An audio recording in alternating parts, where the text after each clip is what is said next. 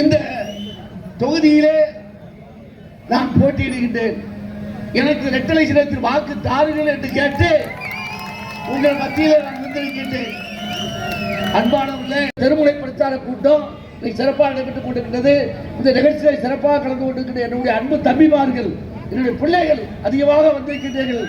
உங்கள் அத்தனை பிள்ளைகளுக்கும் என்னுடைய நெஞ்சான நன்றியை எடுத்துக் கொண்டே இன்னைக்கு பார்த்தீங்கன்னா காலையில் கூட ஒரு டிவியில் இது எடுப்போ கேட்டாங்க. அதாவது நாங்கள் ஓட்டு போடுறதுக்கு எங்களுக்கு தகுதி எடுத்து நாங்கள் ஓட்டு போட போகிறோம், வாக்களிக்க போகிறோம், ஏன் உங்களுக்கு வாக்களிக்கணும்னு கேட்டாங்க. அப்போ நான் அதைத்தான் சொன்னேன். இன்றைக்கு அதாவது படிக்கிற பள்ளி மாணவருக்கு விலையில்லா பொருட்கள் கொடுத்தது புரட்சி தலைவி அம்மா. இது யார் மறக்கவோ முடியாது. 2017 கொடுத்துக்கிட்டு இருக்க.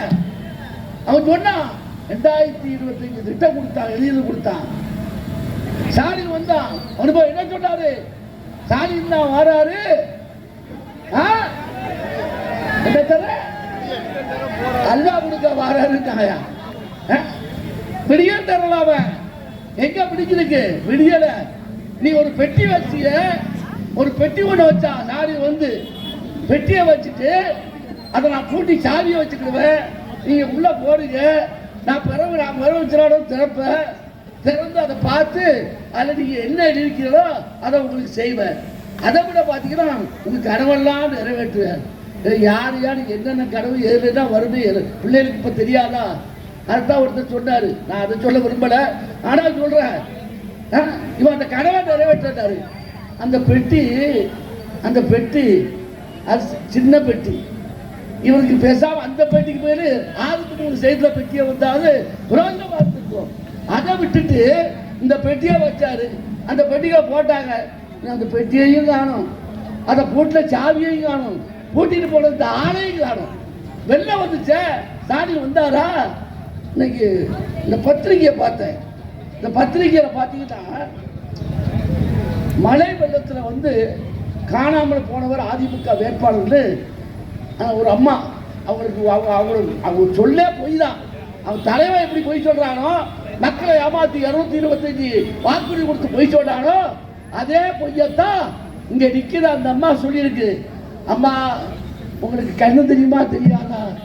கண்ணு தெரியாட்ட கண்ணாடியை போடுங்க.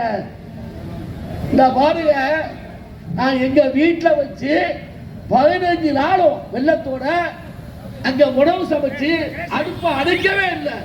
அணையா அடுப்பை வச்சு நான் எல்லா இடத்துக்கும் சாப்பாடு போய் கொடுத்தோம்.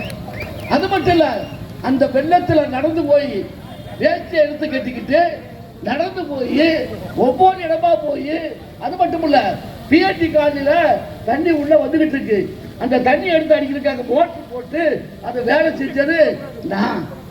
இந்த அம்மா வந்துச்சா, அதுக்கு முன்னாடி வேலை வச்சு அவன் அப்பா வெடிசாமி வந்தாரா? வரல, அவன் வரமாட்டாங்க. ஆனா பொய் தான் சொல்லுவாங்க, பூரா பொய். படத்தை பாருங்க, சாப்பாடு அவ்வளவு பொய்ய போட்டோம்.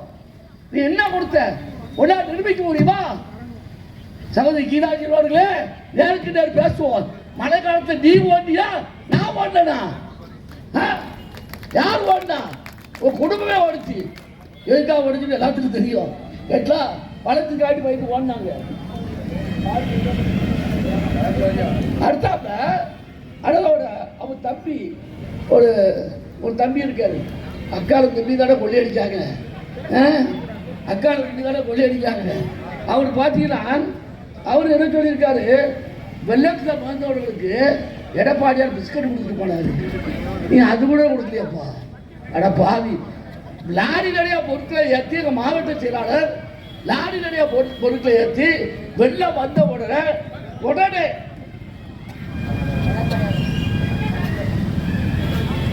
இந்த படம்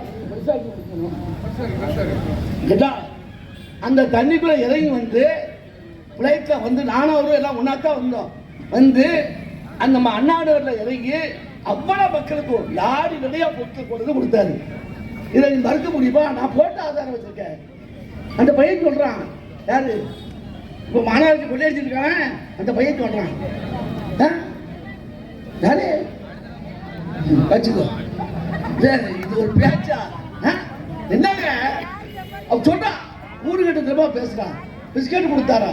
நீ அது கூட கொடுக்கலையாப்பா. உங்களுக்கு தான் கொடுக்குற ஜோலியே கிடையாது, எடுக்கிற ஜோலி தானே உண்டு. அதான படத்தில் எம்ஜிஆர் சொன்னாரு, மக்கள் நலம் என்றே சொல்லுவான், தன் மக்கள் நலம் ஒன்றேதான் மனதில் கொள்வான்னு புரட்சித்தலைவர் எம்ஜிஆர் பாடினாரு. அது உனக்கு தானே, உங்க குடும்பத்துக்கு தானே, உங்க தலைவர் குடும்பத்துக்கு தானே இவன் சொல்றா. அதை விட்டு இல்லை, இன்னைக்கு அம்மா திட்டம் எவ்வளவு நல்ல திட்டம் கொடுத்தாங்க. மிக்சி கிரைண்டர் ஃபேன் கொடுத்தாங்க நம்ம மக்களுக்கு. இல்லை சொல்ல முடியுமா? இன்னைக்கு எங்க எடப்பாடி ஆட்சியில இந்த பாதி கஞ்சா விட்டா, போத பொருள் விட்டா கிடையாது. இன்னைக்கு பாருங்க, கோடி கோடியா கஞ்சா பிடிச்சாங்க, டண்டா பிடிக்காங்க. எங்க பார்த்தாலும் கஞ்சா. அவ்வளவு பார்த்து போதையெல்லாம் போறாங்க. ஒன்றும் சொல்ல முடியல. பள்ளி கொடுத்த படிக்கிற பையன் அவன் ஒரு இடமும் இந்த சாத்தி பதிவுல அமைச்சராக இருக்கு 3 வருஷம். ஏன் பண்ற மாநகராட்சியில் கான் தண்ணியை அகற்றுறதுக்கு, கழிநீர் அகற்றுறதுக்கு லாரி விட்டேன். அதில் கூட பேரை அடிச்சுட்டான். பொறாமையை பொறுக்க முடியல அவனுக்கு. தண்ணி அந்த வண்டி ஒரு லாரி தண்ணி லாரி வேற கொடுத்தேன். இவ்வளவு கொடுத்துருக்கேன். பல இடங்களில் ரேஷன் கடை கட்டி கொடுத்துருக்கேன், பல இடங்களில் அங்கன்வாடி கட்டி கொடுத்துருக்கேன். ஆனா இவங்க போய் அதை வெளியே அடிச்சுட்டு வெளியே கல்வெட்டு வச்சுட்டாங்க. என் பேர்ல நான் கல்வெட்டுலாம் வைக்கல. கல்வெட்டு வச்சா அதுக்கு 20,000 ரூபா ஆகும். கான்ட்ராக்டுக்காரன் 20,000 30,000 கேட்பான். எதுக்கு வேஸ்ட்னு சொல்லி பேர் தான் எழுதுங்க, என் ஃபண்டில் கட்டப்பட்டது. இப்போ அதை அடிச்சுட்டு இவன் 1 லட்ச ரூபா 1 லட்சம் செலுத்தி கல்வெட்டு. அதோட அடியா ரிப்பேர் பார்க்கறதுக்கு 15 லட்ச ரூபா. அன்னைக்கு சின்ன கண்ணபுரத்தில் ஒரு அங்கன்வாடி கீழே விழுந்துட்டு 2011 கட்டி கொடுத்தது, என் ஃபண்டெல்லாம் கெட்டது. இன்னைக்கு 2026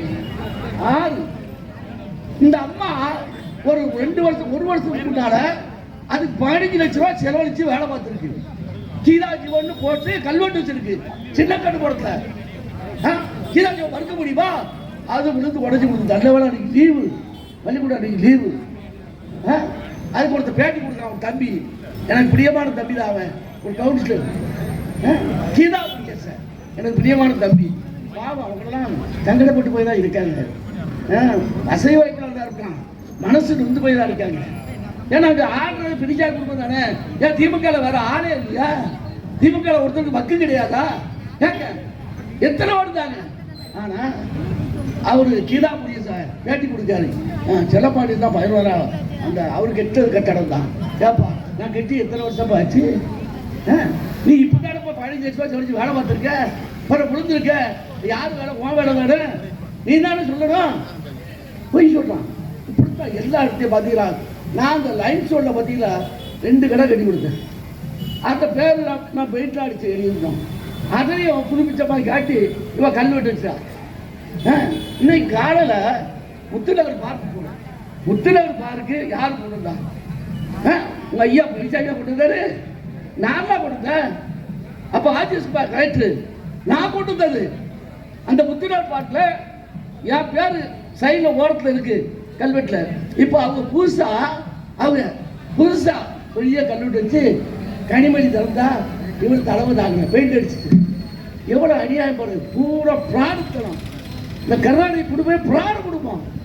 அதுதான் கொஞ்சம் எக்ஸாக்ட் சொன்னாரு. அது மட்டும் தீய சக்தி இல்லை சொல்ல முடியுமா? இன்னைக்கு அவ்வளவு நேரம் இவ்வளவு வழி இப்போ நீங்க கூட்டியிருக்க. இன்னைக்கு தண்ணீர் தீர்வு கூடியிருக்கு, கரண்ட் பில் கூடியிருக்கு, சொத்து வரி கூடியிருக்கு. கூடியிருக்கா இல்லையா? எல்லாமே கூடியிருக்கு. பத்திரப்பதிவு கூடியிருக்கு, பால் வளை கூடியிருக்கு. நீ என்ன குறைச்ச? நீ சொன்னிய பெட்ரோலுக்கு டீசலுக்கு 5 ரூபா 6 ரூபா குறைப்பண்ணிய, குறைச்சியா? குறைக்கல. ஆனா அவ்வளவு கூடியிருக்கு. இன்னைக்கு அந்த பணத்தை என்ன பண்ண? அவங்க தம்பி இங்க கொள்ளையடிக்காங்க, வரி போட்டிருக்கீங்களா? இன்னைக்கு பாத்தீங்கன்னா கல்யாணம் பண்றதுக்கு வாடகை கூட கூட்டிட்டாங்க. கல்யாணம் பண்றதுக்கு எப்படி கல்யாணம் நடத்த முடியும்? கல்யாணம் பண்றதுக்கு வாடகை கூட்டா அந்த வாடகை யாரு கேட்பா? கூட்டத்தை யாரு கொடுக்கணும்? யாரு கேட்பா? மக்கள் தானே கொடுக்கணும். கல்யாணம் பண்றதுக்கான அவங்க வீட்டை கல்யாணத்தை நடத்துறோம், நம்ம வாடகை இருப்போம். அப்ப நம்ம தான் கொடுக்கணும். யாரு இது? இந்த மேயர் பார்த்த பார்வை அக்காலும் தம்பியும் கொள்ள அப்படி அடிக்காங்க. அந்த ரூபாய்க்க இவ்வளவு பணம் வந்திருக்க ரூபாய்க்க கான்ட்ராக்ட் பார்த்தீங்களா? இந்த பகுதியில் புதுசுபுரத்தில் ஏற்கனவே சிமெண்ட் ரோடு இருக்கு. இப்ப போட்டு 1.5 மாசம் 1 வருஷம் 1 வருஷம் ஆகுது. அதுக்கு மேல தார் ரோடு போட்டுட்டு இருக்காங்க. என்ன அநியாயம்! அதுக்கு ஒரு டெண்டரு, இதுக்கு ஒரு டெண்டரு. 50% அவ்வளவு இவங்க வேலை செய்யறாங்க, ஹார்ட் போட்டு வேலை செய்யறாங்க. அதோட பாத்தீங்கன்னா இந்த தண்ணி வந்துச்சுல்ல, மக்களோட தண்ணி வந்துச்சு. ஏன் வந்துச்சு யாராவது சொல்ல முடியுமா? ரொம்ப தெரியாது. இந்த தண்ணி தூத்துக்குடிக்குள்ள வரக்கூடாதுன்னு சொல்லிதான் மக்களோட வந்த தண்ணி. எங்க உள்ள தண்ணீர்? கிராமத்துல பட்டிக்காட்டு தண்ணி. நம்ம தூத்துக்குடியோட தண்ணி கிடையாது, பட்டிக்காட்டோட தண்ணி. அந்த நேரத்தில் நம்முடைய விடுதலை காமராஜ் ஆட்சி காலத்திலே 3 குளம் இருந்துச்சு. கோப்பூர் கம்பம், புளிப்பாஞ்சா குளம், அக்கறை கம்பம். இந்த 3 குளத்தை காணுமே. அவன் கிணத்தை காணும் சொன்னான் வடிவேலு. இந்த குளத்தை காணும், எங்க போய் சொல்ல அலை. நான் தண்ணி வந்தா அங்க கட்டிடும், அங்கதான் கட்டி அங்க இருந்து பாத்தீங்கன்னா அந்த முத்தமாக்கல் வெளியே வந்து அந்த ரோட்டை ஒட்டி ஒரு வாய்க்கா போகும். அந்த வாய்க்காவுடைய போய் கடைசில நிலாசி போட்டுக்கிட்ட ஒரு பாலம் இருக்கு, அதுல போய் விடும். அந்த தண்ணி அப்படி கடலுக்கு போகும். தூத்துக்குடிக்க வெள்ளம் வராது. ஆனா இன்னைக்கு பெரியசாமி இந்த பக்குரோடைய கட்டாரு. கிட்டத்தட்ட 150 அடி 140 அடி இருந்துச்சு அகலம். அதை வேடு கூட அவருடைய லாட்ஜ், அவருடைய இடம் பாதிக்கப்படுதுன்னு இன்னைக்கு சுருங்கி கட்டி 30 அடியில் கட்டி வச்சிருக்காரு. 30 அடி தான் இருக்கும். அதே தூர் வரல. இன்னைக்கு பாருங்க, அந்த எஃப்சே கூட அவ்வளவு உடஞ்சி கிடக்கு. இப்ப திருப்பி அதை வந்து பெருசாக்க போறாங்க. ஏன் இதை முதலீடு செய்யலாம்ல? இப்ப உடைச்சு கட்டுறாங்க. இப்போ அப்பதான் எப்படி இது பாருங்க. இன்னைக்கு அதனால தண்ணி சரியா உள்ள போனாலும் வெளியே வந்துச்சு. நம்ம தூத்துக்குடிக்குள்ள வெள்ளம். இது மட்டும் இல்லை, இன்னைக்கு தெப்பக்குளம் அவங்க வைக்காத கொள்ளையடிக்க கை வைக்காத இடமே கிடையாது. இந்த தெப்பக்குளம் பாருங்க, மாரியம்மன் கோயில் தெப்பக்குளம் தூத்துக்குடியே பிரசித்தி பெற்ற தெப்பக்குளம். ஆனால் அதை தம்பி என்று சேர்மனா இருந்தான். அப்போ அழகா அதை பண்ணி கொடுத்துருந்தான்.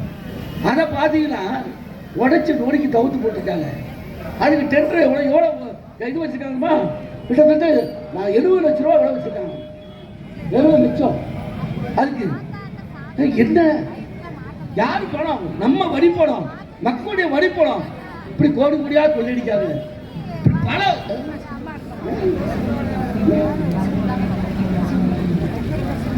பாத்தீங்கன்னா இவ்வளவு செஞ்சுட்டு இருந்த அம்மா, இந்த அம்மா அங்க பேசுது. ஒரு ஒரு பழமொழி உண்டு, சிவன் சொத்து கத்தப்படி சொல்லுங்க, சிவன் சொத்து குலராசம்பாங்க. சிவன் சொத்தையும் எடுக்க ஆரம்பிச்சாங்க. அங்க போய் ஒரு மார்க்கெட் போட்டு, அது தெரியுமா உங்களுக்கு? நம்ம கோபஸ் படுத்துக்கிட்டங்க ஆக்கிரமிச்ச என்னமா அவர் எவ்வளவு ஐடியாவா அவர் ஆட்சி சேர்ந்த ஒரு கடை கட்டி விட்டாரு. கடை கட்டி ஒவ்வொருத்தருடைய ரூபா அட்வான்ஸ். எல்லாரும் 5 லட்சம் 3 லட்சம் அட்வான்ஸ் வாங்கிட்டாங்க. வாங்கி வாயில போட்டாச்சு. அது யாரிடம்? ஒப்போட்டு இடமா? அவங்க ஒப்போட்டு இடமா? சிவமா நடங்க. நீ எப்படி அது பண்ணலாம்? யோசிச்சு பார்க்கணும். அப்பா வரும்போது சட்டாபுரத்துக்கு வரும்போது எப்படி வந்தாரு சொல்ல முடியுமா? அது பலருக்கு தெரியாது. ஆனா பெரியாருக்கு தெரியும் அவருடைய சரித்திரம் என்னன்னு சொல்லி. என்ன சரித்திரம் அவருக்கு தெரியும் பெரியார்களுக்கு. இங்க யாரும் பெரியார் இல்லை, எல்லாம் வாலிபலா இருக்கீங்க, எல்லாம் வாலிபலா இருக்கீங்க.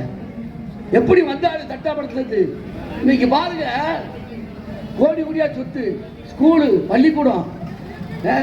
சகோதரி கீதா ஜீவன் அவர்களே, நீங்க உங்க மாமனார் என்ன தொழிற்படான்னு எங்களுக்கு தெரியும். அவரு ஒரு நம்ம ஜேஆர் அவளை வந்தாரு. நல்ல ஆளு, பாக்கியசுந்தர் சார் எனக்கு பிடித்தமான ஆளு, நல்ல ஆளு. அவரு இல்லைங்கள. ஆனா அவரு இப்படிலாம் செய்ய மாட்டாரு. அவரு அடுத்த கிளாஸ் ஆசைப்பட மாட்டாரு. இந்த அம்மா பரப்படுத்து போய் அடையுது. தங்கம்மா ஸ்கூல் இருந்துச்சு, அதையும் வாங்கிட்டாங்க.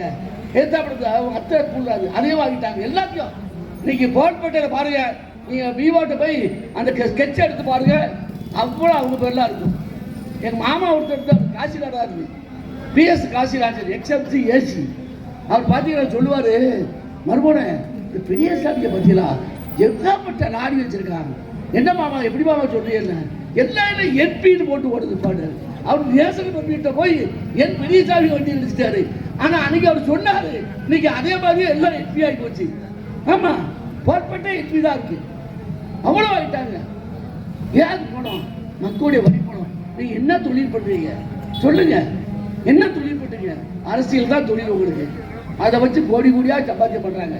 நம்ம மக்களுடைய வரி பணம், நம்ம பணம் இன்னைக்கு எல்லா விலைவாசி கூடி இருக்கு. எடப்பாடி ஆட்சி பண்ணி இருக்கா? அது மட்டும் இல்லை, நீங்க பாத்தீங்களா 5 லட்சம் கோடி